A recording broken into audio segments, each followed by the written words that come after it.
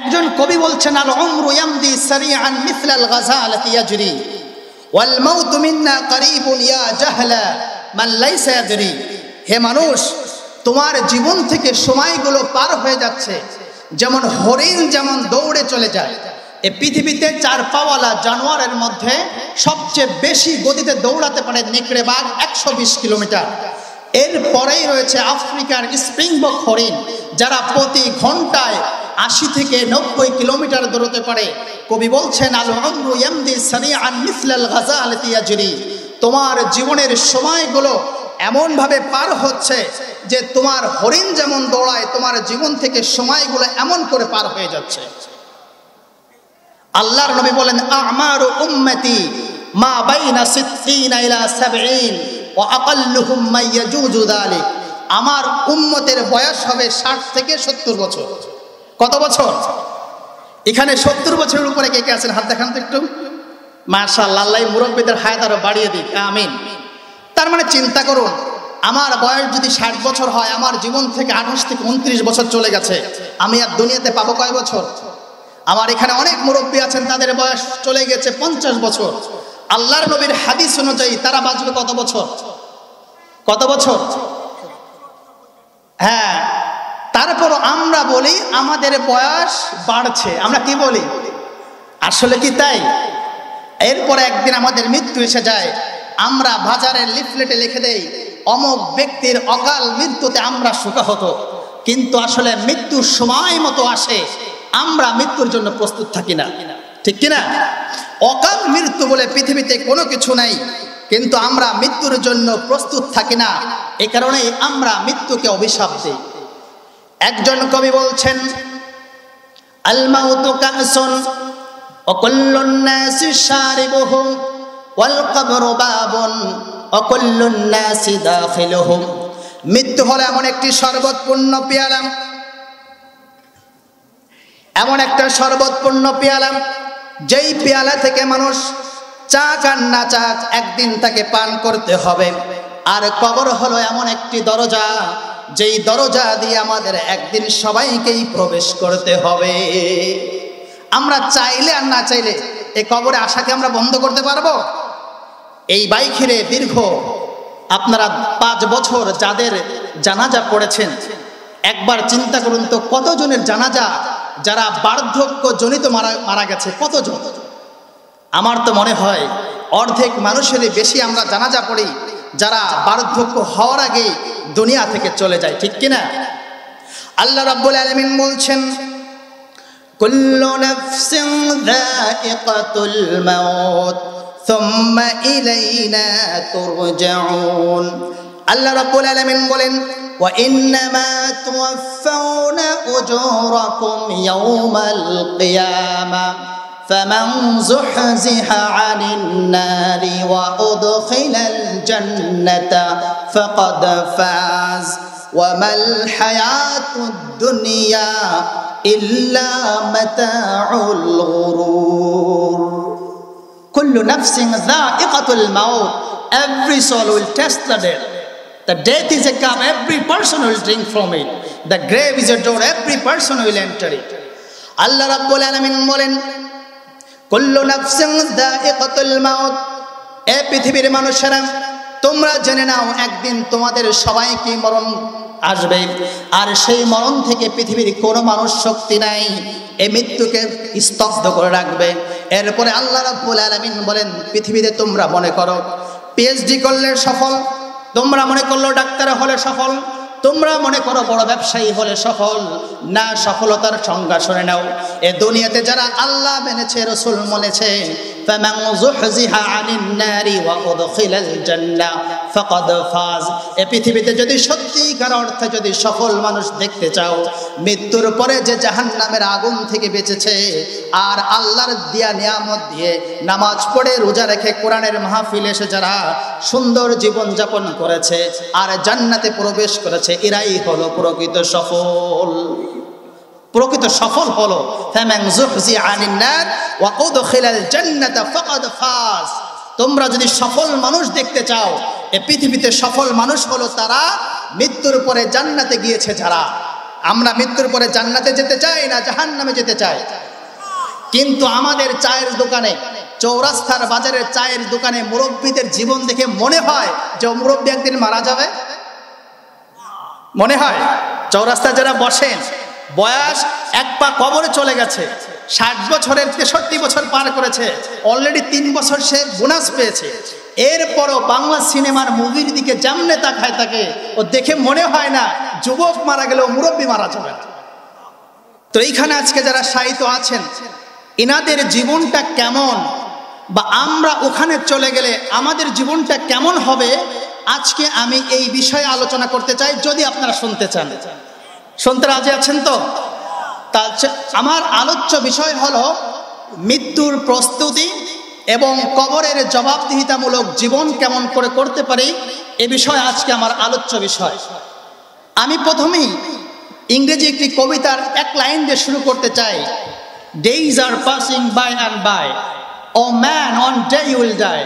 Never forget you are mortal. So try to make your life an idol. বলছে তোমার জীবন থেকে সময়গুলো পার হয়ে যাচ্ছে। Days are passing by and by. Oh man, one day you will die. এই পৃথিবীতে যদি একটা সত্য কথা থেকে থাকে, সেটা হলো আমরা একদিন মরে যাব। এই কথার ভিতরে কোনো সন্দেহ আছে? কোনো সংশয় আছে?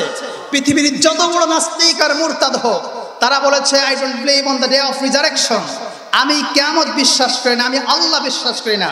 কিন্তু এই বাইখির বঞ্চকের কোন নাস্তিক কি বলেছে আমি মৃত্যু মানি না? কারণ ওর থেকেও বড় নাস্তিক, ওর থেকেও বড় বেয়াদব, ওর থেকেও বড় শয়তান কিছুদিন আগে মারা গেছে, তাই নয় কি? তো তোমার জীবন তো পার হয়ে যাচ্ছে, সুতরাং তুমি একদিন মরে যাবে। মরে যাওয়ার আগে তুমি এমন একটি জীবন গঠন করো, মরণে হাসিবে তুমি, কাঁদিবে ভুবন। এই যে আমরা কথা শুনি, এমন জীবন তুমি করিবে গঠন, মরণে হাসিবে তুমি। এ কথার কোনো ভিত্তি আছে? আব্দুল্লাহ ইবনে আব্বাসকে বলল, হে আব্দুল্লাহ ইবনে আব্বাস, হাল তাবকিস সামাউ ওয়াল আরদু আলা আহাদিন, কোন মানুষ মারা গেলে কি পৃথিবী কাঁদে, আসমান কাঁদে, জমিন কাঁদে? তখন আব্দুল্লাহ ইবনে আব্বাস বলেন, নাম, ইদা মাতাল মুমিন বাকা আলাইহি বাবুহু মিনাস সামা, যখন একজন ভালো মানুষ মারা যায় তখন আসমান কাঁদে, জমিন কাঁদে, জমিনের মানুষগুলো কাঁদে, আর জমিনের মাঝে যত গাছপালা তরুলতা আছে তারাও কাঁদতে শুরু করে দেয়।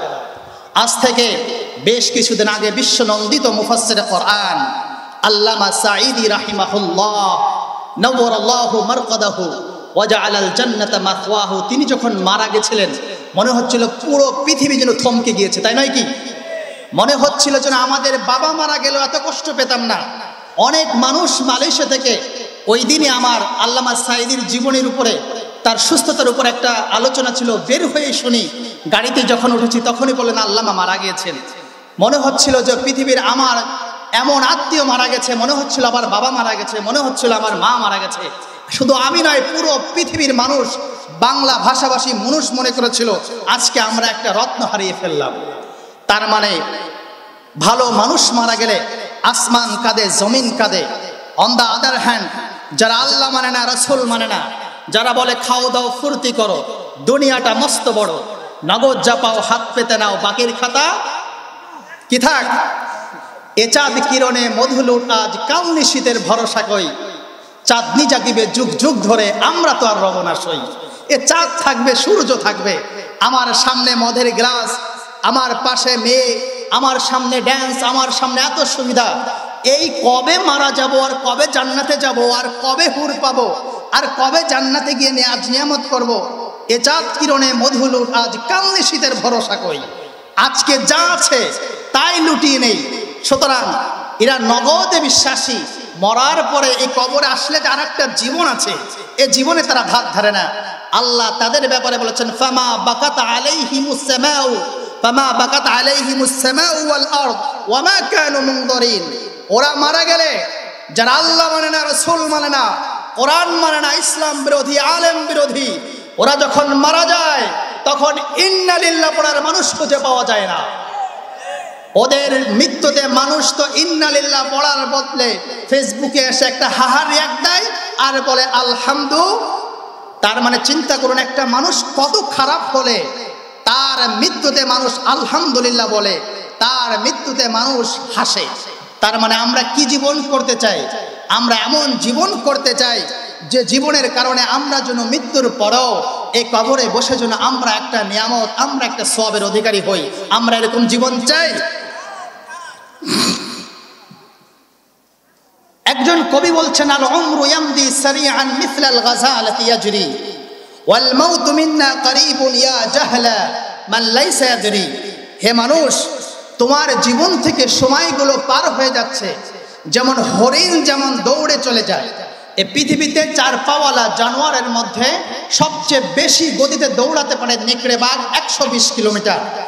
এরপরেই রয়েছে আফ্রিকার স্প্রিংবক হরিণ, যারা প্রতি ঘন্টায় 80 থেকে 90 কিলোমিটার দৌড়তে পারে। কবি বলছেন, আল উমরু ইয়ামদি সারিআন মিসলাল গাযালাতি ইয়াজরি।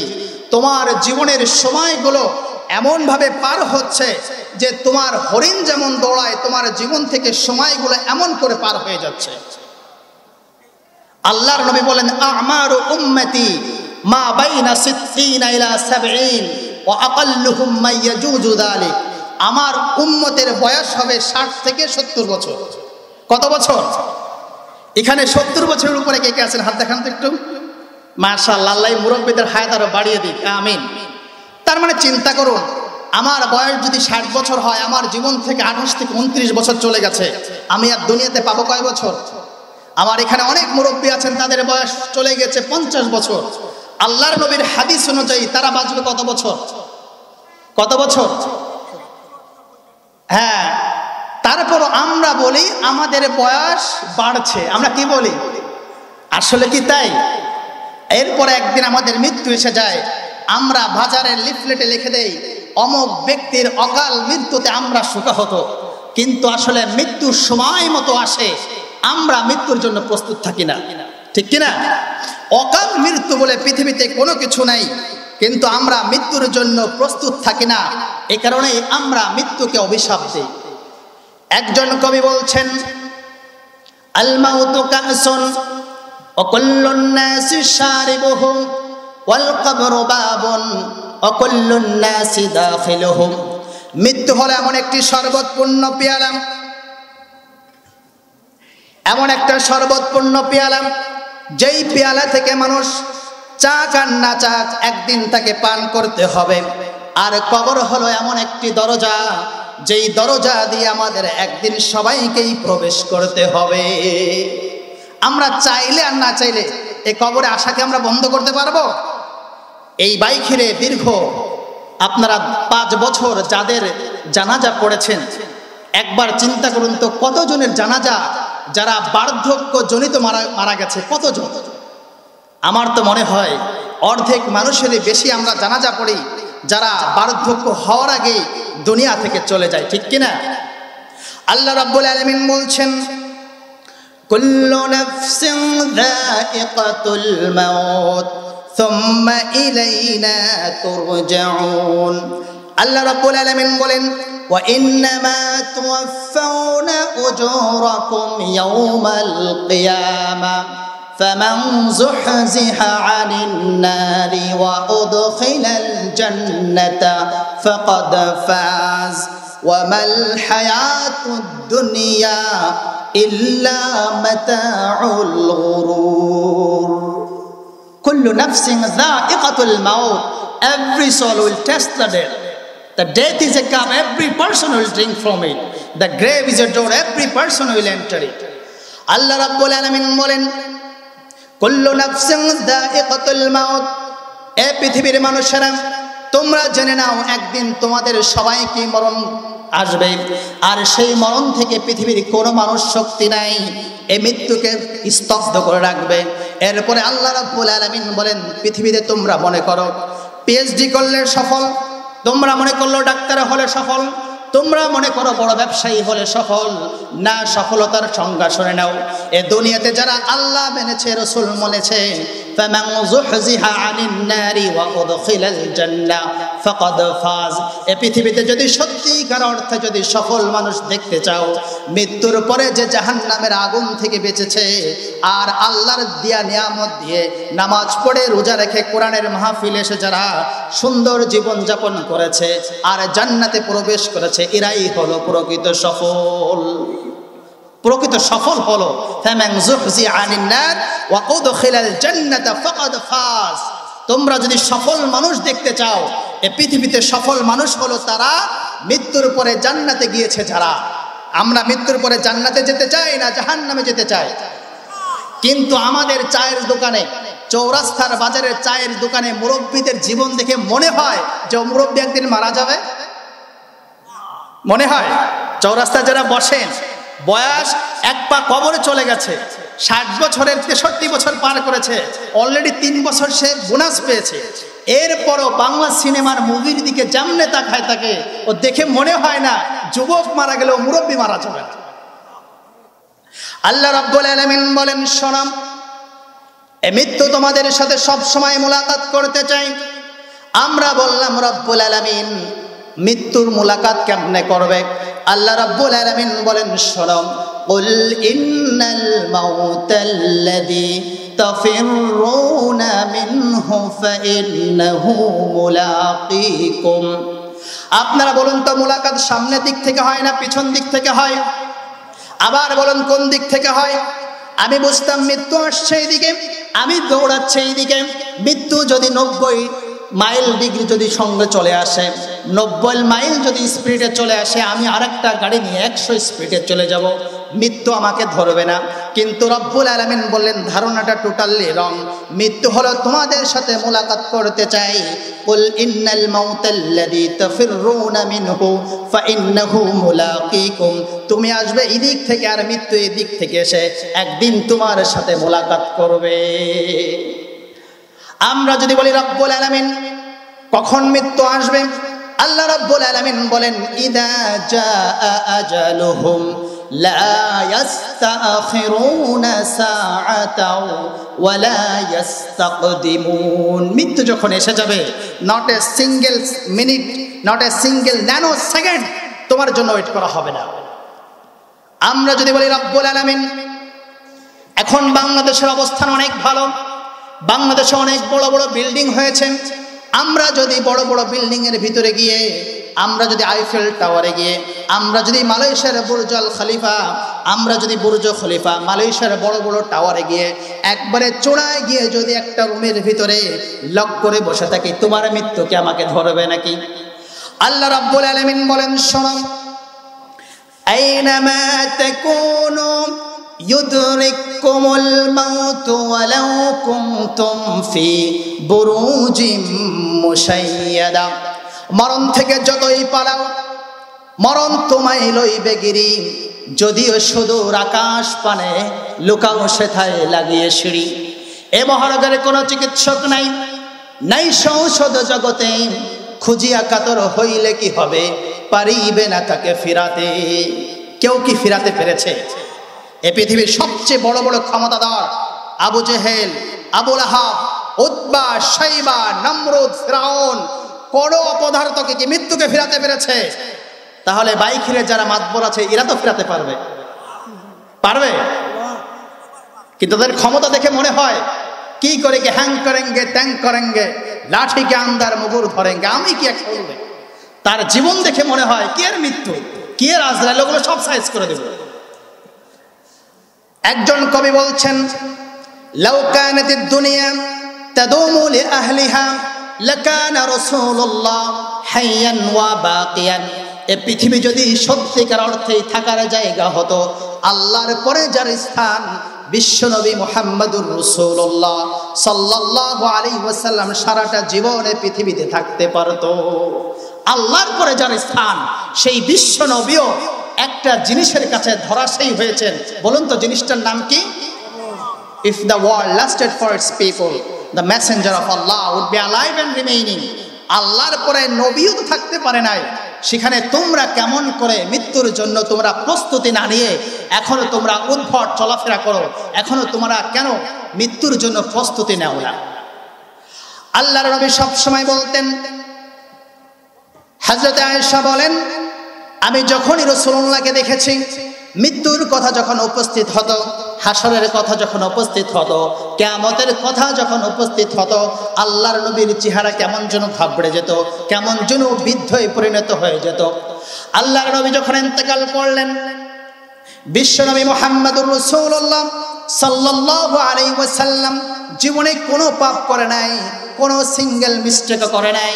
সেই নবী যখন ইন্তেকালের জন্য আসলো, আল্লাহর নবীর স্ত্রী আমাদের মা হযরত আয়েশা সিদ্দিকার উরুর উপরে বিশ্বনবীর মাথা দেওয়া। আল্লাহর নবী একবার বলছেন, আল্লাহুম্মার রাফিকাল আ'লা, আল্লাহুম্মার রাফিকাল আ'লা, আমি আমার প্রিয় বন্ধু আল্লাহর সাথে মোলাকাত করতে চাই। বিশ্বনবী যখন ইন্তেকালের সময় কাছে আসলো, আল্লাহর নবীর মাথার কাছে ছিল একটা বাসন, তার মধ্যে পানি ছিল। আল্লাহর নবী বারবার হাত দিয়ে মাথার ভিতরে মাসাহি করতেছিলেন আর বলতেছিলেন, লাকিনু মাউতাকুম লা ইলাহা ইল্লাল্লাহ ইন্না লিল মাউতি সাকারাত। আল্লাহর নবী বারবার ঠান্ডা পানি দিয়ে মাথা মুছতেছিলেন আর বলছেন, ইন্না লিল মাউতি সাকারাত, ইন্না লিল মাউতি সাকারাত, নিশ্চয়ই মৃত্যুর যন্ত্রণা রয়েছে। আল্লাহর নবী যদি বলতে পারেন মৃত্যুর যন্ত্রণা রয়েছে, আমরা যদি মৃত্যুর জন্য প্রস্তুতি না নেই, আমাদের মৃত্যুটা কেমন হবে? আল্লাহর নবী বললেন, শোনো, মানুষ যখন মৃত্যুর শয্যা হয়ে যায়, তখন ফেরেশতারা এসে বলেন, ইয়া আইয়াতুহান নাফসুল মুতমাইন্না, হে প্রশস্ত আত্মা, আল্লাহর নিয়ামতের দিকে চলে আসো। ইয়া আইয়াতুহান নাফসুল খাবিসা, হে বিষাক্ত আত্মা, যারা খারাপ মানুষ, তোমরা আল্লাহর রাগের দিকে আর ক্রোধের দিকে চলে আসো। বিশ্বনবী বললেন, শোনো, এই পৃথিবীর মানুষের মৃত্যু যন্ত্রণা কেমন? একটা ছাগল অথবা একটা বকরি অথবা একটা প্রাণীকে যদি জবহ না করে যদি শরীর থেকে যদি চামড়া খসানো হয়, বলো তো প্রাণীটা কেমন কষ্ট পাবে? সবাই বলল, হে আল্লাহর নবী, অনেক কষ্ট পাবে। বিশ্বনবী বললেন, শোনো, এ পৃথিবীর মানুষেরা শোনো, তোমাদের মৃত্যু যন্ত্রণা যদি কোরআনমুখী যদি জীবন করতে না পারো, এর থেকেও এত বেশি বিষাক্ততা দেওয়া হবে তোমরা কল্পনাও করতে পারো নাই। বনি ইসরায়েলের একজন লোককে হাজার হাজার বছর থেকে তারপরে কবর থেকে ওঠানো হলো। বলল, আপনি হাজার হাজার বছর এই কবরের ভিতরে শুয়ে আছেন, বলুন তো আমাকে একটা ঘটনা বলুন, এই কবরের জগতে সবচেয়ে কষ্টদায়ক আপনার কি হয়েছে?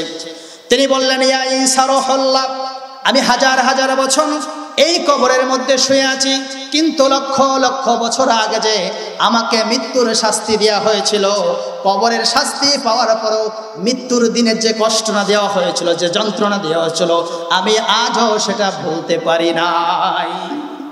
তাহলে আমার উপস্থিতি সম্মানিত দিনী ভাইরা, বলুন তাহলে আমরা যে এখনো কবরমুখী জীবন না করে আমরা যে জীবন যাপন করছি, আমাদের এই জীবনটাকে কি পরিবর্তন করা দরকার কি দরকার না? সবাই বলুন, দরকার কি দরকার না? তো আমরা মৃত্যুর পরে যে কবর দিকে চলে আসব, আমরা যখন দেখুন, আমরা যখন মৃত্যুবরণ করি, এই যেই বাড়িটা সাজাই, যে গাড়িটা করি, যে রুমে টাইলস লাগাই, যে বাথরুমে আমরা মোজাইক পাথর লাগাই, আচ্ছা বলুন তো আমাদের জীবনের শেষ গোছলটা কি ওইখানে হয়? ইভেন আমরা যে বিল্ডিংটা করি, যে ঋণের বোঝার টেনশনে আমরা মারা যাই, সেই বিল্ডিংয়ে পর্যন্ত 1 ঘন্টা রাখে না। আবার আজ থেকে 200 বছর আগে এইখানে যে গজল গেলেন, আপনার দাদার নাম কি? তার দাদার নাম কি ছিল? তার বাবার নাম? দেখুন, এই যে আমাদের সুন্দর কণ্ঠে, কললিত কণ্ঠে গান শোনালেন, এনার বড় দাদার বাবার নাম তিনি বলতে পারলেন না, বা আমরাও বলতে পারবো না। আজ থেকে সর্বোচ্চ 300 বছর আগে যে রেখে গেল বাড়িটা, তিনি নয়, শুধু আমরা সবাই 300 বছর আগে রেখে যাওয়া বাড়িতে বসে আমরা বসবাস করছি। আমার বড় দাদার, পূর্ব দাদার নামটা আমরা ভুলে গেছি। আজকে বাইখির, বঞ্চকের যে মানুষগুলো আগামী প্রজন্মের জন্য বাড়ি সাজিয়ে যাচ্ছে, গাড়ি সাজাচ্ছি, 200 বছর পরে মিসবাউদ্দিন, মুশফিকুর রহিম এরকম যে একজন মানুষ ছিল, তারা নেক্সট প্রজন্ম টোটালি ভুলে যাবে, ঠিক কিনা? এরপরও তাদের দুনিয়া সাজানোর জন্য আমরা আমাদের আখিরাতটাকেই নষ্ট করে ফেলি। এই জন্য আমরা একটা গানে শুনি না, পরের জায়গা পরের জমিন ঘর বানায় আমি রই, আমি তো সেই ঘরের মালিক নই। আসলেই তো আমরা আমাদের বাড়িটা সাজাই না। আমাদের বাড়িটা কোনটা বলতে পারেন?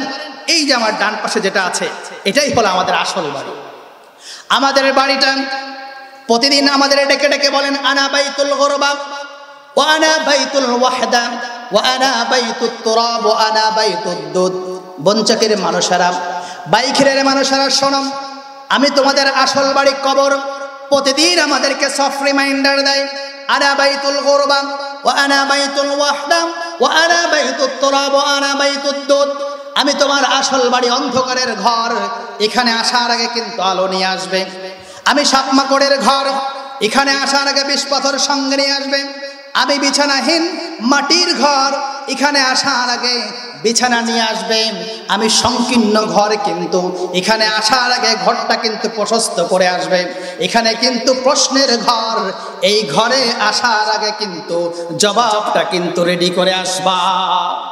প্রতিদিন আমরা এই কবরের পাশ দিয়ে চলে যাই, প্রতিদিন আমরা আসি, প্রতিদিন পাশ দিয়ে আমাদের বাড়ি কি বলছে আমরা এটা শুনি না, আমরা এটা মনেই করি না।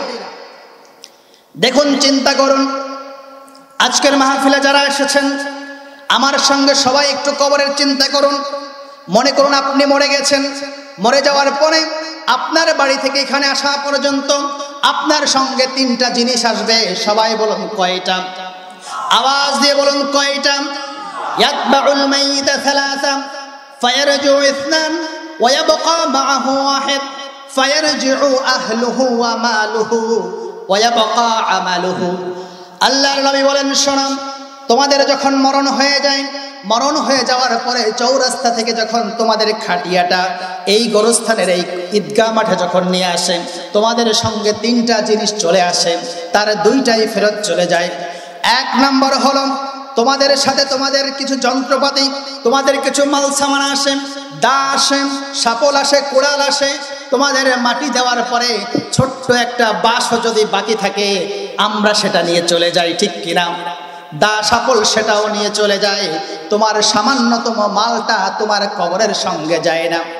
দুই নম্বরে আল্লাহর হাবিব বলেন, শোনো, এরপরে তোমার সঙ্গে যাদের জন্য দুনিয়াতে এত মারামারি, এত আল ঠেলে সন্তানের জন্য একটু জমি বাড়াও, যাদের জন্য ঘুষ খেয়ে সুদ খেয়ে একটু ব্যাংকে টাকা বাড়াও, ওই আদরের সন্তানটা তোমাকে মাটি দেওয়ার পরে আহলুহু তোমার পরিবারটাও ফিরে চলে যায়, যায় কিনা? নাকি এমন হয়েছে বাবা আমার জন্য প্রবাস জীবনে এত কষ্ট করেছে, ঢাকা শহর থেকে আমার বাবা এত কষ্ট করে আমাকে মানুষের মতো মানুষ করার জন্য এত পয়সা দিয়েছে, আমি আজকে একটা রাত আমার এই বাবার সাথে গোরস্থানে থাকবো, থেকেছে কেউ? কত বছর এই গোরস্থানের বয়স? কত বছর? 80 বছরের ইতিহাসে একজন সন্তান তার বাবার জন্য একটা রাত পর্যন্ত এই গোরস্থানে থাকে নাই। অথচ এই সন্তানের জন্য বাবা রাতের পর রাত কষ্ট করে মানুষের মতো মানুষ করে এই সন্তানকে বড় করেছে। আল্লাহর নবী বলেন, দুই নম্বরে তোমার সন্তানটাও তোমাকে ছেড়ে চলে যাবে। এরপরে আল্লাহর হাবিব বলেন, শোনো, তোমার জীবনে সবচাইতে যেই জিনিসটা তোমার সঙ্গে থাকবে সেটা হলো ওয়ায়াবাকা আমালুহু। তোমার জীবনের সাথে যেই জিনিসটা থাকবে সেইটা হলো তোমার আমলনামা। কি থাকবে? فَمَن يَعْمَلْ مِثْقَالَ ذَرَّةٍ خَيْرًا يَرَهُ وَمَن يَعْمَلْ مِثْقَالَ ذَرَّةٍ شَرًّا يَرَهُ.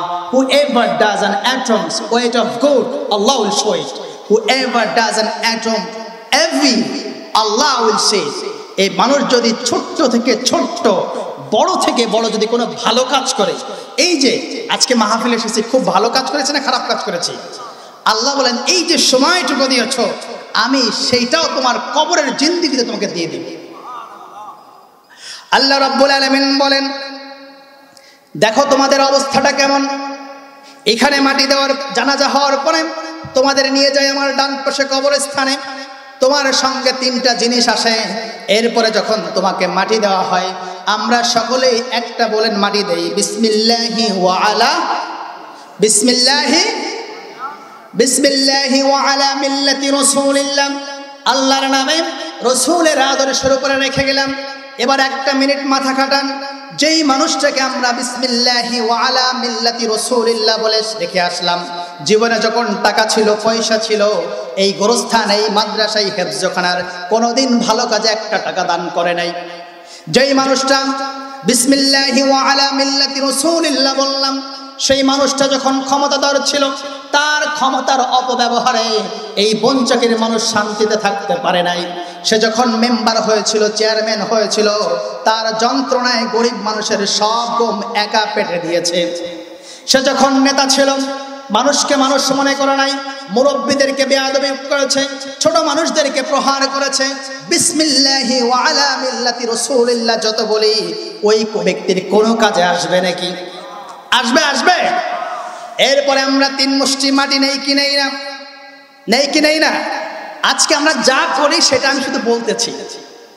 আমরা 3 মুষ্টি মাটি নিয়ে বলি, মিনহা খালাকনাকুম, পারেন আপনারা? পড়ুন আমার সাথে, মিনহা খালাকনাকুম ওয়া ফিহা নুঈদুকুম ওয়া মিনহা নুখরিজুকুম তারাতান উখরা। এটা বলা সুন্নাত না নফল, আমি এর দিকে যাব না। আমরা নিজেদেরকে নিজেরাই মনে করিয়ে দেই, হে মানুষ শোনো, মিনহা খালাকনাকুম, যেই মাটি দিয়ে আজকে তোমাকে মাটির মধ্যে রেখে গেলাম, এই মাটি দিয়ে কিন্তু আল্লাহ তোমাকে বানিয়েছেন। অফিহা নুঈদুকুম, আজকে আবার মাটির মধ্যে গেড়ে দিলাম। অমিনহা নুখরিজুকুম তারাতান উখরা, হাজার হাজার বছর পরে কিন্তু এই বাইখিরের গোরস্থান থেকে কিন্তু তোমাকে ওঠানো হবে। সুতরাং যেই মাটি দিয়ে তোমার সৃষ্টি, যেই মাটির ভিতরে রেখে গেলাম, সেই মাটি থেকে আবার উঠাবে। সেই মাটির উপরে দাঁড়িয়ে কেমন করে অহংকার করো। এরপরে আমরা কি করি? আমরা মাটি দিয়ে আমরা দ্রুত এসে এখানে একটা মুনাজাত দেই, যদি জিয়াফতের কোনো ঘোষণা থেকে শুনে আমরা চলে যাই। কিন্তু আল্লাহর নবী বললেন, শোনো, তুমি যখন মাটি দিয়ে চলে আসো, ইন্নাল মাইয়িতা ইযা উদিয়া ফি কবরিহি ওয়া তাওয়াল্লা আনহু আসহাবুহু ওয়া ইন্নাহু লা ইয়াসমাউ করাআনি আলাইহিম, কবরে মাটি দিয়ে যখন চলে আসো, তারা তোমাদেরকে হাতছানি দিয়ে ডাকে, দাঁড়াও দাঁড়াও। তারা কলিজা ফাটা আওয়াজ দেয়, কিন্তু আমরা শুনতে পারি না। আমরা চলে আসি একটা মুনাজাত দেওয়ার জন্য ব্যস্ত হয়ে যাই। আল্লাহর নবী বলেন, শোনো, ইস্তাগফিরু লিআখিকুম সুম্মা সালু লাহু বিত্তাসবিত ফাইন্নাহু আলআনা ইউসআল। তোমরা যখন মাটি দিয়ে চলে আসো, এই মানুষগুলো তোমাদের হাতছানি দিয়ে ডাকে, বলে, দাঁড়াও বাবা দাঁড়াও, এখনই তো আমাকে প্রশ্ন করা হবে, কেমন করে আমাকে রেখে তোমরা এখন চলে আসছো? চলে আসা যাবে না। কেন যাবে না? শুনুন, আল্লাহর নবীর হাদিসের মধ্যে বলছেন, ইস্তাগফিরু লিআখিকুম সুম্মা সালু লাহু বিত্তাসবিত ফাইন্নাহু আলআনা ইউসআল। তোমরা যখন মাটি দিয়ে চলে আসো, এই সময় কিন্তু ফেরেশতা চলে আসে।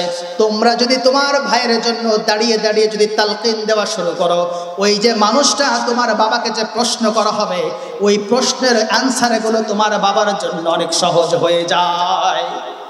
তাহলে আমরা কি খুব তাড়াতাড়ি চলে আসবো না কিছুক্ষণ সময় থাকবো? 40 কদম আসতে যতক্ষণ লাগে, 2 মিনিটস ও 3 মিনিটস, আমরা মিনিমাম 5 মিনিটস এখানে অবস্থান করব। আমি ফতোয়া দিচ্ছি না, কিন্তু আমি হাদিস থেকে বলছি। আল্লাহর নবী বলছেন যে তোমরা যখন চলে আসো, তখনই ফেরেশতারা চলে আসেন। এরপরে এসে তোমাদের প্রশ্নের জবাবগুলো দেওয়া যাতে সহজ হয়ে যায়, এজন্য জোরে জোরে তোমরা তালকিন দিবা। বিশ্বনবীর স্ত্রী উম্মুল মুমিনিন হযরত খাদিজাতুল কুবরা রাদিয়াল্লাহু তাআলা আনহা যখন মাটি দেওয়া হয়ে গেল, সমস্ত সাহাবীরা এক এক করে চলে গেলেন। আল্লাহর নবী দাঁড়িয়ে দাঁড়িয়ে খাদিজার জন্য দোয়া করতেছিলেন। সাহাবীরা বলল, হে আল্লাহর রাসূল, সমস্ত সাহাবীরা চলে গেল, আপনি কেন আপনার বৃদ্ধ একজন বয়সে একজন মেয়েকে বিয়ে করেছিলেন? আপনার বয়স যখন 25 বছর, আপনার ওয়াইফের বয়স ছিল তখন 40 বছর, এমন একটা বৃদ্ধা মহিলার জন্য আপনি কেন কান্না করতেছিলেন?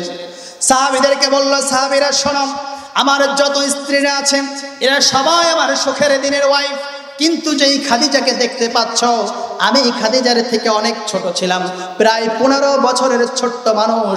আমাকে আঁকড়ে ধরে আমার সমস্ত সম্পদ দিয়ে এই খাদিজা সমস্ত সম্পদ আমাকে দিয়েছিল। এই সম্পদগুলো আমি দুহাতে বিলিয়ে দিয়েছিলাম, যার কারণে গরিব সাহাবীদের জন্য ইসলামের অনেক খেদমত হয়েছে। আমি রাতের বেলায় যখন ফেরত আসতাম, আমার খাদিজাকে মাত্র একটা বার ডাক দিতাম, সঙ্গে সঙ্গে খাদিজা আমার জন্য দরজা খুলে দিত। এই কাফের মুশরিকরা যখন আমাকে রক্তে রঞ্জিত করে দিত, এই খাদিজা আমার রক্ত মুছে দিত, তোমরা সকলেই চলে যাও, আমি খাদিজার জন্য যেতে পারবো না। আল্লাহ রাব্বুল আলামিন সঙ্গে সঙ্গে বললেন, নবীজি খাদিজার জন্য আর দাঁড়িয়ে থাকতে হবে না, আপনি দাঁড়িয়ে রয়েছেন শুধুমাত্র খাদিজার আনসারগুলো জবাবগুলো যেন সহজ হয়ে যায়, আপনি বাড়ি চলে যান। খাদিজার জবাব দেওয়ার জন্য আমি আল্লাহ নিজে দায়িত্ব নিয়েছি। অথচ এই প্রিয়তমা স্ত্রী যখন মারা যায়, বাড়িতে মনে হয় এমন কাজ, মরে গেছে তো বিপদ গেছে, আর একটা বিয়ে করতে পারবো, এই টেনশনে মনে হয় দৌড় দেয়। আমি অনেককে দেখলাম যে স্ত্রী মারা গেছে, তারই সবচেয়ে ব্যস্ততা বেশি, সেই সবচেয়ে আগে দৌড় দেয়। কেন এত ব্যস্ততা কেন? আল্লাহর নবী বললেন, হ্যাঁ মাশাআল্লাহ। তো আল্লাহর নবী একদিন হযরতে সাদ ইবনে মুআদ রাদিয়াল্লাহু তাআলা আনহু, তিনি এমন একজন সাহাবী ছিলেন, তিনি যখন ইন্তেকাল করলেন, আল্লাহর নবী বললেন, শোনো, তোমরা কি সাহাবীর ব্যাপারে জানো? হাদাল্লাযী তাহাররাকা লাহুল আরশ ওয়া ফুতিহাত লাহু আবওয়াবুস সামা ওয়া শাহিদাহু ৭০,০০০ মিনাল মালায়েকা। এমন একজন সাহাবী মারা গেছে, যার জন্য আল্লাহর আরশ পর্যন্ত কেঁপে উঠেছিল, যার জন্য আল্লাহ তার সম্মানে পুরো আসমানের দরজাগুলো খুলে দিয়েছিল। ওয়া শাহিদাহু ৭০,০০০ মিনাল মালায়েকা, যার সম্মানে, যার জানাজাতে আল্লাহর আরশ থেকে ৭০,০০০ ফেরেশতা দুনিয়াতে নেমে এসেছিল। আল্লাহর নবী বললেন, এই যে মহান সাহাবী, তিনিও যখন ইন্তেকাল করলেন, কবরটা তার জন্য সংকীর্ণ হয়ে আসতেছিল। আল্লাহর নবী সাহাবীদেরকে নিয়ে দাঁড়িয়ে দাঁড়িয়ে বললেন, আরেকটু ওয়েট করো। সাব্বাহা রাসূলুল্লাহ ফাসাব্বাহনা তাবিলান সুম্মা কাব্বারা ফাকাব্বারনা। আল্লাহর নবী বললেন, আল্লাহর নবী জোরে জোরে বললেন সুবহানাল্লাহ, সাহাবীরাও বলল সুবহানাল্লাহ। আবার আল্লাহর নবী হঠাৎ করে বললেন আল্লাহু আকবার, সাহাবীরাও বলল আল্লাহু আকবার। ফাকিলা ইয়া রাসূলুল্লাহ, ফাকিলা ইয়া রাসূলুল্লাহ লিমা সাব্বাহাত সুম্মা কাব্বারাত। আপনি কোন সাহাবীর ইন্তেকালের পরে আল্লাহু আকবার বলেন না, সুবহানাল্লাহ বলেন না, কিন্তু এই সাহাবীর জন্য কেন পড়লেন? আল্লাহর নবী বললেন, এই সাহাবী এমন মহান সাহাবী, কিন্তু মহান সাহাবী হওয়ার পরেও কবর যে একটা কবর, এইটা বোঝানোর জন্য কবরটা সংকীর্ণ হয়ে আসতেছিল। আমরা যখন দাঁড়িয়ে দাঁড়িয়ে আল্লাহু আকবার বললাম, আমরা যখন দাঁড়িয়ে দাঁড়িয়ে সুবহানাল্লাহ বললাম, আমাদের এই সুবহানাল্লাহর আলহামদুলিল্লাহ বলার কারণে রব্বুল আলামিন তার কবরটাকে প্রশস্ত করে দিয়েছেন। তাহলে কবরের পাশে দাঁড়ানো দরকার আছে কিনা? আছে কিনা? এরপরে আল্লাহর নবী বললেন, মনে করুন আমাদের তাসবিহ শেষ, আমাদের তাকবীর শেষ, আমাদের দোয়া শেষ, আমাদের জিয়াফতের ঘোষণাও শেষ। এরপরে বলেন, শোনো, তোমাদের কবর অবস্থা কেমন হবে? ইয়াতিহি রাজুলুন হুসনুল ওয়াজহি তিবুর রিহ। সমস্ত মানুষ যখন কবর থেকে চলে যায়, তোমার জানাজা যখন শেষ হয়ে যায়, তোমার প্রশ্ন যখন শেষ হয়ে যায়, এরপরে একজন সুন্দর চেহারা নিয়ে, গায়ে সাদা সুন্দর পোশাক নিয়ে, এমন সুঘ্রাণ নিয়ে তোমার কবরের কাছে চলে আসে। তখন তোমরা বলতে থাকো, আমার বাবা চলে গেল, আমার সন্তান চলে গেল, আমার সবাই যখন চলে গেল, কিন্তু আপনি কে? মান আনতা? তিনি বলবেন আনা আমালুকা সালেহ। তোমার সন্তান তোমাকে ভুলে যেতে পারে, আমি তোমার আনা আমালুকা সালেহ, আমি তোমার সেই দিনের নেক আমল, যেই দিন একটু কোরআনের জন্য এই প্রোগ্রামে বসেছিলে। আনা আমালুকা সালেহ, আমি হলাম তোমার সেই ভালো আমল। আজকে তোমার ছেলে ভুলে যেতে পারে, আমি তোমাকে ভুলি নাই। সুবহানাল্লাহ। এরপরে আমাদের কবরে যখন এরকম একজন লোক আসবে, আসার পরে ফায়াতিহি মালাকান, দুইজন ফেরেশতা আসবেন, আমাকে উঠানো বসানো হবে। আমাকে উঠানো হবে এমন সময় যখন মাগরিবের পূর্ব মুহূর্তে আসরের পরে এমন সময় আমাকে উঠানো হবে, আপনাকে উঠানো হবে। এরপরে লোকটা উঠেই বলবেন দাউনি উসল্লি, দাউনি উসল্লি, আমাকে একটু ছেড়ে দেন, আমি একটু আসরের নামাজটা পড়ে আসি। এই কথা বলতে পারবে নামাজি না বেনামাজি? কারা বলতে পারবে? আমরা নামাজি হতে চাই না বেনামাজি হতে চাই? আল্লাহর নবী বললেন এরপরে তোমাকে যখন কবরে যখন ওঠানো হবে, তোমার চতুর্দিকে দেখতে পারবে আলো, কিন্তু কবর যে একটা কবর, আমি আগেও বলেছি কবরের যে একটা ব্যক্তিত্ব আছে, সেইটা বোঝানোর জন্য চতুর্দিক থেকে আমাদের কবর আমাদেরকে চাপ দিতে আসবে। আল্লাহর নবী বললেন কানাতিস সালাতু ইনদা রাসিহি ওয়া কানা সিয়ামু আন ইয়ামিনিহি ওয়া কানাতিস সাদাকাতু আন শিমালিহি ওয়া কানা ফি'লুল খায়রাতি ইনদা রিজলাইহি। কবর যতই আমাদের চাপ দিতে আসুক, কানাতিস সালাতু ইনদা রাসিহি, আমাদের মাথার কাছে আমাদের নামাজ এসে বলবে এই লোকটা শীতের দিনে এত আরামে ঘুমাচ্ছিল, শত কষ্ট দূরে রেখে ঠান্ডা পানি দিয়ে যে ওযু করেছে, আজকে নামাজ আমি মাথার কাছে দাঁড়ালাম, আমার জীবন চলে যাক, আমার ভাইকে আযাব দিতে দেব না। ওয়া কানা সিয়ামু আন ইয়ামিনিহি, ডান দিক থেকে আমাদের সিয়াম আমাদের রোজা এসে বলবে আজকে আমার যত জীবন চলে যাক, আমার এই ভাইকে বাইকের এই গোরস্থানের এই বুড়োটাকে ডান দিক থেকে আমি কোনো শাস্তি দিতে দেব না। ওয়া কানাতিস সাদাকাতু আন শিমালিহি, বাম কাছে এসে বলবে, বাম পাশের মাটি বলবে আজকে আমার ভাইকে আযাব দিতে দেব না। তার জীবনে শত কষ্ট, তত অর্থ কষ্টের মাঝেও সে তার টাকা গরিবের জন্য বিলায় দিয়েছে। আর পায়ের কাছে ভালো কাজ এসে বলবে আমি তার ভালো কাজ, আমি তার সুন্দর ব্যবহার, আমি তার ভালো ভালো আমলগুলো আজকে পায়ের দিক থেকে আমার ভাইকে শাস্তি দিতে দেব না। এরপরে যখন চতুর্দিক থেকে আমাদের প্রোটেকশন হয়ে যাবে, দুইজন ফেরেশতা আমাদেরকে উঠানোর পরে বলবেন কি তোমার রব? এই পৃথিবীর সমস্ত মানুষকে তিনটা প্রশ্ন করা হবে, এই পৃথিবীর মানুষকে তিনটা প্রশ্ন করা হবে, কিন্তু মুমিনদের করবে চারটা। আমরা এতদিন জানি কবরে প্রশ্ন করে তিনটা, আজকে নতুন থেকে জানেন মুমিনদের জন্য প্রশ্ন হবে চারটা। সবাই বলুন কয়টা? সবাই বলুন কয়টা?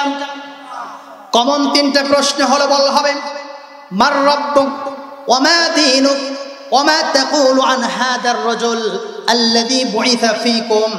এক নম্বরে বলবে তোমার রবকে, দুই নম্বরে বলবে তোমার দ্বীনকে, তিন নম্বরে বলবে হাদা মান তাকুলু হাদার রাজুল আল্লাযী বুইসা ফীকুম। এই যে তোমার সামনে একটা ব্যক্তির চেহারা দিলাম, যেই মানুষটাকে তোমার সামনে দাঁড় করানো হলো, বলো তো লোকটার অবস্থানটাকে চেনো নাকি লোকটাকে? মুসল্লিরা বলবেন, নামাজিরা বলবেন, আজকের প্রোগ্রামের শ্রোতারা বলবেন এত সিম্পল প্রশ্ন আমাকে করেছ। এই প্রশ্ন তো ছোট্টবেলা থেকে ইমাম সাহেবের সাথে প্রতিদিন ফজরের নামাজের পরে তিন প্রশ্নের জবাবগুলো আমি প্রতিদিন পড়তাম। রদিতু বিল্লাহি রাব্বা, পারেন আপনারা? পড়ুন আমার সাথে, রদিতু বিল্লাহি রাব্বা, রদিতু বিল্লাহি রাব্বান ওয়া বিল ইসলামি দীনান ওয়া বিমুহাম্মাদিন সাল্লাল্লাহু আলাইহি ওয়াসাল্লাম নাবিয়্যা। I'm so pleased with Allah as my Lord. I'm so pleased with Islam as my religion. And you are asking about this person. I'm so pleased with my beloved Prophet Muhammad, peace and blessings of Allah be upon him, as my leader. তুমি আমাকে প্রশ্ন করেছো, তো simple প্রশ্ন। আমি প্রতিদিন এই কথাই তো রিপিট করতাম। And Prophet sallallahu alaihi wasallam says, whoever recites this supplication in the morning and evening will be more pleased on the day of resurrection. আমাকে প্রশ্ন করেছে তো সিম্পল প্রশ্ন। দাঁড়াও দাঁড়াও ফেরেশতারা, আমি সব প্রশ্নের গুলো এক এক করে তোমাকে বলছি। আমাকে প্রথম প্রশ্ন করেছ কি তোমার রব? আমাকে প্রশ্ন করেছ আমার রবের ব্যাপারে। ছোট্টবেলা থেকে আমি বলেছি রদিতু বিল্লাহি। আমাদের রবকে আরো জোরে বলুন কে? আওয়াজ দিয়ে বলুন কে? আমি প্রতিদিন নামাজের মধ্যে বলতাম আলহামদুলিল্লাহি রাব্বিল আলামিন। পড়ুন সবাই, আলহামদুলিল্লাহি রাব্বিল আলামিন। আল্লাহ আমার রব, এই রবি আমার সব। পড়েন, আল্লাহ আমার রব, এই রবি আমার সব। দামে দামে তনু মনে তারি অনুভব, আল্লাহ আমার রব, এই রবি আমার সব। আমাদের রব কে? আওয়াজ দিয়ে বলুন কে? এরপরে বলেছ জেনলে তো কি করে বললাম আমার রব হলো আল্লাহ? কারণ প্রতিদিন 5 ওয়াক্ত নামাজে আমি মিনিমাম 17 বার বলতাম আমার রব হলেন আমার আল্লাহ। এরপরে বলেছ আমার দিন, আমার ধর্ম, আমার রিলিজনের ব্যাপারে জিজ্ঞেস করেছ। এই পৃথিবীতে খ্রিস্টান ধর্ম বলো, ইহুদি ধর্ম বলো, হিন্দু ধর্ম বলো, বৌদ্ধ ধর্ম বলো, সব ধর্ম আমার স্টাডি করা শেষ। আমার এই আকলে মনে হয়েছে ইন্নাদ-দীনা ইনদাল্লাহিল ইসলাম, indeed the best religion in the sight of Allah, that is the Islam. এই পৃথিবীতে যত ধর্ম আমি পড়েছি আমার কাছে সবচেয়ে শ্রেষ্ঠ, আমার কাছে বিশ্বস্ত, গ্রহণযোগ্য, আমার কাছে একবারে মানবতার একেবারে সাকসেস যে ধর্ম দিয়েছে সেটার নাম কি? এরপরে বলেছ আমার সামনে যেই ব্যক্তিকে সামনে উপস্থিত করেছ, আমার বাবাকে যখন গালি দিয়েছে আমি মাথা পেতে মেনে নিয়েছি, আমার মাকে যখন গালি দিয়েছে আমি রক্তকে পানি করে মেনে নিয়েছি, কিন্তু আমার মুখে দাড়ি ছিল না, আমার মাথায় টুপি ছিল না, গায়ে জুব্বা ছিল না। কিন্তু যখনই আমার নবী, বিশ্ব নবীর ব্যাপারে যদি কেউ একটা কটু কথা বলতো, আমি আমার বাইখিরি থেকে, বঞ্চকি থেকে আমার জীবন দিতে একটু কুণ্ঠাবোধ করতাম না। হাদা নবিয়ুনা মুহাম্মাদুর রাসূলুল্লাহ, এই তো আমার রসুল মুহাম্মাদুর রাসূলুল্লাহ সাল্লাল্লাহু আলাইহি ওয়াসাল্লাম। এরপরে বলবেন উনজুর ইলা মাকআদিকা মিনান নার ক্বাদ আবদালাকা আল্লাহু বিহি মাকআদাম মিনাল জান্নাহ। এইবার ফেরেশতারা বলবেন আপনার ডানের দিকে তাকান। এরপরে কবর থেকে, এই যে কবর না, এই কবর থেকে একটা জানালা খুলে দিবে। বলবেন যে এখানে জানালা কই পাবে? আল্লাহ ব্যবস্থা করতে পারে কি পারে না? হাদিসে বলছে এইবার ফেরেশতারা বলবেন উনজুর ইলা মাকআদিকা মিনান নার ক্বাদ আবদালাকা আল্লাহু বিহি মাকআদাম মিনাল জান্নাহ। এই যে ডান দিকে তাকান, ডান দিকে তাকানোর পরে দেখবে জাহান্নামের আগুন লেলিহা দাউ দাউ করে জ্বলছে। বলবে ভয় পেন না, ডোন্ট সরি, ক্বাদ আবদালাকা আল্লাহু বিহি মাকআদাম মিনাল জান্নাহ। আপনার এত সুন্দর আনসারের কারণে আল্লাহ রাব্বুল আলামিন আপনার জাহান্নাম থেকে আপনার স্থান জান্নাতে করে দিয়েছে। এরপরে ফেরেশতারা বলবেন নাম কানাউমাতিল আরুস, ঘুমিয়ে যান বাসর সজ্জায়, ফুল সজ্জায়, যেমন তার হাজবেন্ড যেমন ওয়াইফকে নিয়ে ঘুমিয়ে যায় এমন করে ঘুমিয়ে যান। আল্লাহ রাব্বুল আলামিন বলবেন ওয়েট, দাঁড়াও দাঁড়াও, আমার বান্দা এত সুন্দর করে আনসার দিল, বলল আমার রব আল্লাহ, বলল আমার দ্বীন ইসলাম, বলল ইনি হলেন আমার নবী। এত সুন্দর প্রশ্নের আনসার দেওয়ার পরে কি করো?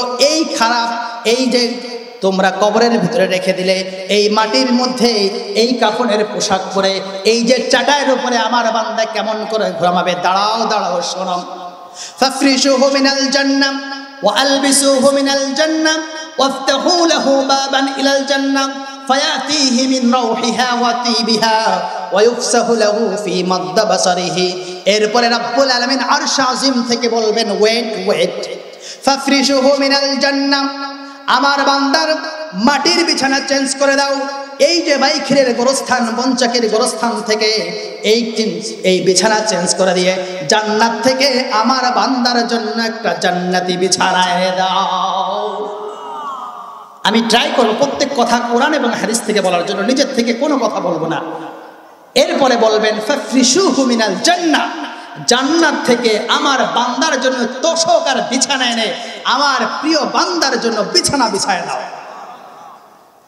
2 নম্বরে বলবেন ওয়া আলবিসুহু মিনাল জান্নাহ, আমার বান্দার 60 টাকা গজের যে কাফনের পোশাকটা খুলে দাও আমার বান্দার জন্য। ওয়া আলবিসুহু মিনাল জান্নাহ, জান্নাত থেকে সুন্দর একটা পোশাক এনে আমার বান্দার গায়ে তোমরা পেঁচিয়ে দাও। এরপরে বলবেন ফায়াতিহি মিন রাউহিহা ওয়া তিবিহা, এরপরে আমার বান্দার গোরস্থানের কবরের সাথে ওই যে জান্নাত আছে, কিয়ামতের দিন যে বান্দা যে জান্নাতে যাবে ওই জান্নাতের সাথে বাইখের গোরস্থান থেকে আমার বান্দার সাথে জান্নাতের একটা কানেকশন করে দাও। এরপরে বলবেন ওয়ায়ুফসাহু লাহু ফি মাদদা বাসারিহি, আমার বান্দা গোরস্থান থেকে যত দূর তাকায়, আমার বান্দার এই ছোট্ট এক হাতের কবর দেখো না, আমার বান্দার চক্ষু যত দূর চলে যায় তার কবরটা তোমরা তত দূর পর্যন্ত প্রশস্ত করে দাও। এবার বলবেন, আল্লাহ বলবেন এবার ঘুমাও। কতকাল ঘুমিয়ে যাব আমরা কেউ জানি না। রব্বুল আলামিন বলছেন ওয়ানুফিখা ফিস-সূরি ফাইযা হুম মিনাল আজদাসি ইলা রাব্বিহিম ইয়ানসিলুন। قالوا يا ويلنا من بعثنا من مرقدنا هذا ما وعد الرحمن وصدق المرسلون। কতকাল ঘুমিয়ে যাব আমরা কেউ জানি না। আমরা ঘুমিয়ে যাব ততক্ষণ পর্যন্ত আল্লাহর একজন ফেরেশতা আছে, মুখে একটা সিংহা নিয়ে বসে আছেন। বলুন তো ফেরেশতাটার নাম কি? সবাই বলুন কি? তাকে মাত্র এই পৃথিবীতে কোটি কোটি বছর আল্লাহ দাঁড়িয়ে রাখছেন মাত্র 3টা ফু দেওয়ার জন্য। কয়টা? সর্বশেষ যখন ফুৎকার দিবে ওয়ানুফিখা ফিস-সূরি ফাইযা হুম ইলা রাব্বিহিম ইয়ানসিলুন, আমার বান্দার ফেরেশতাদের জন্য যে সিংহা নিয়ে বসে আছেন, ওই যে যখন ফু দিবে হাজার হাজার বছর পরে ওই মানুষগুলো বাইকের গোরস্থান থেকে উঠে হাসরের ময়দানের দিকে রওনা দিবে। এই হলো, এইরকম কবরে কি আমরা থাকতে চাই? থাকতে চান না? কে হাত উঁচু করেন। তার মানে ঘুমাচ্ছেন অনেকে। আপনারা এরকম কবরে থাকতে চান না? চাই, তাহলে হাত উঁচু করা যাবে না। এবার আসুন আমরা কষ্ট করে এই যে আজকে প্রোগ্রামে এসেছি, আজকে যে আমরা ওয়াজ শুনতেছি, যারা ওয়াজ শোনে না, যারা আল্লাহ মানে না, যারা রাসূল মানে না, এদের কবরের অবস্থা আমাদের জানা দরকার আছে কি আছে না, যাতে করে কালকে আমরা চৌরাস্তায় চায়ের দোকানে বসে ওদের অবস্থানটা একটু বলতে পারি, ঠিক কিনা? তাদের জন্য 3টা প্রশ্ন করা হবে। আমি বলেছিলাম মুমিনদের জন্য প্রশ্ন হলো 4টা। 4 নম্বর প্রশ্ন হলো ওয়ামা ইলমুক। এবার বলো বাবাজি, এবার বলো বাংলাদেশে থেকেছ, নকল করার অভ্যাস আছে নাকি? নকল করে আনসার দিতে পারো। এবার বলো ওয়ামা ইলমুক, সোর্স অফ নলেজটা কি? জানলে কি করে? এই যে বললে this is my lord, this is my religion and this is my blood prophet, বলো এবার জানলে কি করে? তখন কিন্তু আমরা অধিকাংশই মুরব্বি ধরা খেয়ে যাব। কেন? তখন প্রশ্নের জবাব দিতে পারবে তারা যারা বলবে করাতু কিতাব আল্লাহ ফাআমানতু বিহি ওয়া সাদ্দাকতু, আমি আল্লাহর কোরআন পড়েছি, আল্লাহর কোরআন অনুযায়ী জীবন যাপন করেছি, আল্লাহর কোরআন বাস্তবায়নের জন্য আমি জীবন দিয়েছি। এবার ধরা খাবে কি খাবে না? কোরআন পড়তে পারে কয়জন? কোরআনের উপর ঈমান এনেছে কয়জন? কোরআনের শাসন চাই কয়জন? এবার কাফেরদেরকে বলা হবে বলো তোমার অবস্থা বলো। তখন তাকেও 3টা প্রশ্ন করা হবে। তার মুখ থেকে একটাই আওয়াজ আসবে, হা হো হা হো লা আদরি লা আদরি, আমি কিচ্ছু জানি না, কিচ্ছু জানি না। ফেরেশতারা বলবেন কি অবস্থা? কিচ্ছু জানো না, কিন্তু আমরা জানি তোমাকে কেমন করে সাইজ করতে হবে। এবার তাদের জন্য 4টা শাস্তি আছে। এবার বলুন কয়টা? কয়টা? 1 নম্বরে বলা হবে ফাআফরিশুহু মিনান নার ওয়া আলবিসুহু মিনান নার ওয়াফতাহু লাহু বাবান ইলান নার। এবার বলা হবে হে ফেরেশতারা, তো কিছুই বলতে পারল না, নির্বোধ। এ তো কোরআনের মাহফিলে আসে নাই, চায়ের দোকানে আড্ডা দিয়েছে, গাজার মঞ্চে আড্ডা দিয়েছে, ইসলাম বিরোধী করেছে, নামাজের বিরুদ্ধে করেছে, ইসলামের বিরুদ্ধে করেছে, কোরআনের প্রোগ্রামের বিরুদ্ধাচরণ করেছে। তাদের জন্য অবস্থাটা কি হবে শুনুন। 4 ধরনের শাস্তি হবে। 1 নম্বরে বলা হবে ফাআফরিশুহু মিনান নার ওয়া আলবিসুহু মিনান নার ওয়াফতাহু লাহু বাবান ইলান নার। 1 নম্বরে তাদের গায়ের মধ্যে জাহান্নামের আগুনের পোশাক তার গায়ের সাথে পেঁচিয়ে দাও। জাস্ট ইমাজিন, যেই কবরে বসে আছে এই কাফনের পোশাকের সাথে জাহান্নামের আগুনের পোশাক পেঁচিয়ে দিবে। শুধু কি তাই? ওয়া আলবিসুহু মিনান নার, এবার ফেরেশতাকে বলা হবে তার কবরের মধ্যে জাহান্নামের বিছানা বিছিয়ে দাও। নিচের পোশাকটা হলো আগুনের পোশাক। এরপরে বলা হবে আগুনের পোশাকটা তার গায়ের সাথে পেঁচিয়ে দাও। শুধু কি তাই না, তা না, এরপরে বলা হবে জাহান্নামের আগুন থেকে তার কবরের সাথে তার শাস্তিটা তাকে জয়েন করে দাও। জাহান্নামের আগুনের সাথে কবরটাকে একটা কানেকশন করায় দাও। দাও দাও করে জ্বলতে থাকবে। 2 নম্বর শাস্তি, 4টা শাস্তি না, 3টা বলে আমি শেষ করব। 2 নম্বর বলা হবে ওয়াইদাইয়ুক আলাইহি কবরুহু হাত্তা তাখতালিফা ফীহি আদলাউহু। এরপরে রব্বুল আলামিন বলবেন এই যে কবর দেখতে পাচ্ছেন এই কবরকে বলবে এবার নাফরমানের সাথে তোমার আচরণটা শোনো। তোমার চতুর্দিকে যে মাটি আছে, এবার কবরকে বলা হবে কবর তোমার এবার মাটির খেলাটা দেখায় দাও। এমন জোরে চাপ দেবে ওয়ায়ুদাইয়িকু আলাইহি কবরুহু হাত্তা তাখতালিফা ফীহি আদলাউহু। ডান পাজরের এবার মাটি চাপ দেবে, বাম পাজরের মাটি চাপ দেবে। 2 পাজরের যখন চাপ দেবে একটার মধ্যে আরেকটা হাড় এমন করে ঢুকে যাবে। 3 নম্বরে বলা হবে ওয়ায়ুদাইয়িকু আলাইহি কবরুহু ওয়ায়ুকাইয়িদু লাহু আ'মা আবকামু মাআহু মিরজাবাতুন মিন হাদিদিন লাউ দুরিবা বিহা জাবালুল লাসারা তুরাব। এরপরে রব্বুল আলামিন একজন অন্ধ ফেরেশতা নিযুক্ত করবেন। কানেও শোনে না, চোখেও দেখে না, কানেও শোনে না, চোখেও দেখে না। যদি হাতুড়ি দিয়ে আঘাত করার পরে রক্ত বের হয়, রক্ত দেখে ভয় লাগবে, একটু আস্তে মারবে। আবার যদি হাতুড়ি দিয়ে আঘাত করার পরে যদি আওয়াজ করে বলে ভাই আমাকে একটু আস্তে মারুন, কানে কি শুনবে নাকি? কানেও শুনবে না, চোখেও দেখবে না। রব্বুল আলামিন এবার একটা হাতুড়ি ধরিয়ে দিবেন। এবার বলবেন এবার নাফরমানের এই কবরের ভিতরে আঘাত করো। আল্লাহর নবী বললেন যে হাতুড়ি দিয়ে হবে। এই হাতুড়ি দিয়ে যদি পৃথিবীর কোনো পাহাড়কে যদি আঘাত করা হতো লাসারা তুরাব, তাহলে আগুনের এই পাহাড়টা, পাথরের পাহাড়টা একেবারের সাথে ধুলায় ধূসরিত হয়ে যেত। এবার বলে আঘাত কর, আঘাত করার সাথে মাটির নিচে চলে যাবে, আবার উঠানো হবে, আবার করা হবে, এরকম মারতেই থাকবে। পৃথিবীর পশ্চিম থেকে পূর্ব আর উত্তর থেকে দক্ষিণ বাইখিনের গোরস্থানে আঘাত করার সাথে আমেরিকার পশু পর্যন্ত শুনতে পাবে, কিন্তু মানুষ শুনতে পারবে না। এরকম কিয়ামত পর্যন্ত হাত্তা তাকুমাস সাআ। 4 নম্বরে সবচেয়ে ভয়ঙ্কর শাস্তি হলো সাপের আঘাত। কিসের আঘাত? এই পৃথিবীতে প্রায় 4000-এর বেশি প্রজাতির সাপ রয়েছে। তার মধ্যে ভিনোমা সাপ রয়েছে প্রায় 400-600 প্রজাতির। তার মধ্যে 200 প্রজাতির সাপ রয়েছে যাদের আঘাতে মানুষ মারা যাবে। এর ভিতরে সবচেয়ে বিষাক্ত ওয়েস্টার্ন টাইপন একটা সাপ আছে। যদি একবার কামড়ের বিষাক্ততা যদি 100 জন যুবক মানুষের মাঝে ছড়িয়ে দেওয়া হয়, উইদিন সেকেন্ডের মধ্যে এই ওয়েস্টার্ন টাইপন নামক সাপের বিষাক্ততায় 1 সেকেন্ডের মধ্যে পুরো 100 যুবক মারা যাবে। এই যে যত সাপ আছে পৃথিবীর সাপের নেচার হলো মুখে যার বিষ আছে লেজে তার বিষ থাকে না, লেজে যার বিষ আছে মুখে তার বিষ নাই, লেজে বিষ আছে মুখে বিষ নাই। একটা সাপের নাম বলুন তো? হ্যাঁ, মাশাআল্লাহ। দাঁড়ার সাপের মুখে বিষ নাই, লেজের আঘাতে মানুষ কিন্তু পচে মরে যায়।